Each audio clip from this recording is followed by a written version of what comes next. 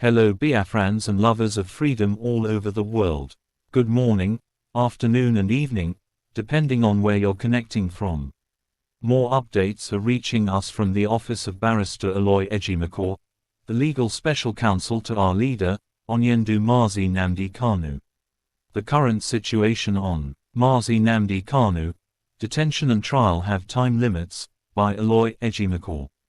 It is no longer news that Mazi Nnamdi Kanu's case was improperly off the Abuja court docket for almost 5 months from the 24th of September 2024 until the 10th of February 2025 when the infamous hearing without jurisdiction was conducted in the case, triggering an impasse that has prompted a lot of people to ask, what is the way forward?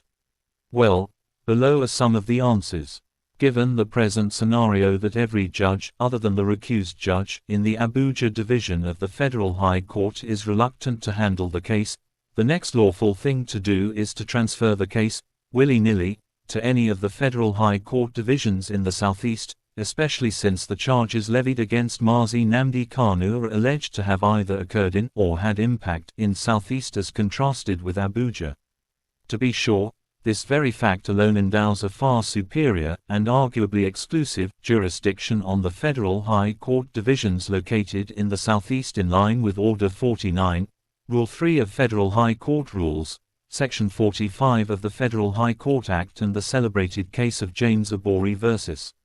Federal Republic of Nigeria. Thus, transferring the case to Southeast will cure the questionable institution of the case in Abuja, which was done on the wrong purport that the Terrorism Prevention and Amendment Act, an inferior legislation to the Federal High Court Act, conferred universal jurisdiction on the Abuja division of the Federal High Court.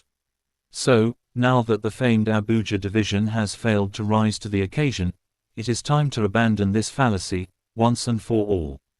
Conversely, if there is some sort of an official reluctance to do the lawful thing by having the case conducted in Southeast, then it should be discontinued forthwith, because you cannot keep Mazi Nnamdi Kanu in an endless limbo while he endures a horrendous detention, awaiting a trial that has become a mirage and a subterfuge for incarcerating him without conviction. In other words, considering that the trial has stalled to the extent that diligent and timely prosecution has hit a logjam, it will offend the Constitution to keep Mazi Nnamdi Kanu in detention awaiting a trial that will not happen in the interim and even in the foreseeable future. For avoidance of doubt, the best practices of the common law adversarial system of criminal justice mandates that when a state has an insurmountable difficulty in putting a detainee on trial within a reasonable time, the next responsible and lawful option is to free such a detainee on bail until such a time his trial can be conducted properly and lawfully. To do otherwise will amount to turning such a detainee to a hapless victim of a false or an extrajudicial imprisonment by the state.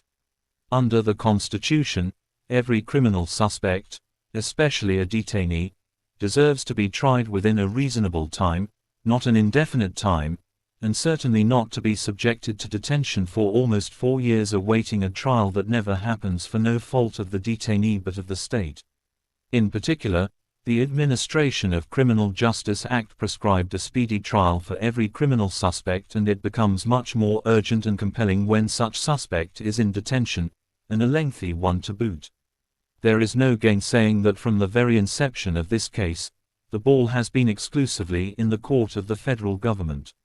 Mazi Nnamdi Kanu does not possess any legal duty or the capacity whatsoever to schedule his own trial. It is those that accuse him that are constitutionally burdened with that duty, and they must discharge it without inordinate delay and in strict adherence to the dictates of the Constitution. Therefore, since the federal government has proved unable to bring Mazi Nnamdi Kanu to a proper trial within a reasonable time and in comportment with the Constitution, then the next best thing, which is also lawful and constitutional, is to end this whole saga by promptly releasing him through reinstatement of his improperly revoked bail, or by a well-considered discontinuance of the case. To be sure, most will agree that this case, which was more political than legal from its inception 10 years ago in 2015, has now dangerously morphed from a pseudo-prosecution to a clear case of an indefinite persecution, such that Mazi Nnamdi Kanu is no longer an awaiting trial detainee but a ranking political prisoner of the worst kind.